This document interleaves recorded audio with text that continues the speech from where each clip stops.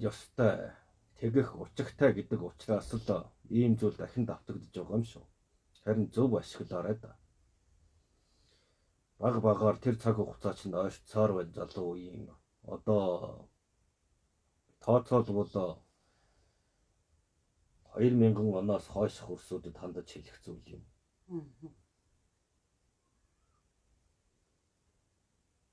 Та нар бол бүгд даалгавартай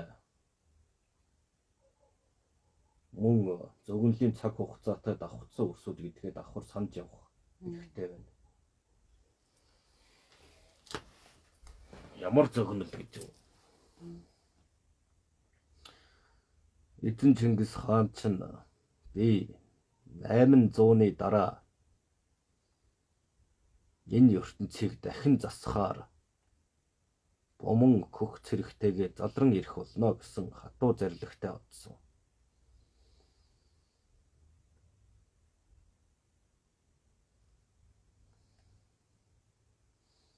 Найман 100-ыг тооцохын тулд түүнийг махан бие орхин явснаас хойш тооцох ёстой биш үү?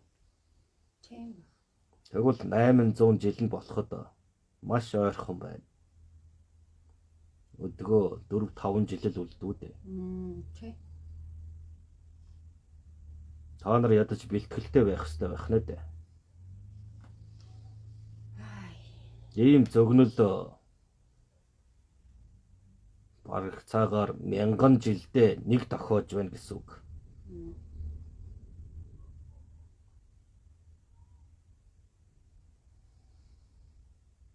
Тэгэхээр яалтчгүй та нар зөгнөлийн цаг үеийн өрсөд байх нэ дээ. Тийм л болж таарлаа.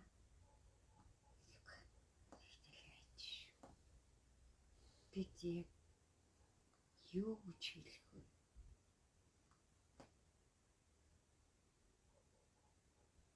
Тэгэхээр тэр зүйл болох нүүрийг яаж харах вэ? Та юу гэж бодож байна? Тэр зөгнөл хэмээгчийг өрнүүлэхэд оролцохгүй бол та нар байх шаардлагагүй л гэсэн үг. Нөгөө талаараа. Үн чинь мөнх тэнгэрийн хатуу гэрээг байдаг. Түүнээс хулчин зүхтах боломжгүй. Хэрвээ зүхтаавал байх шаардлагагүй гэсэн хатуу цээртэй цаазтай зүйл.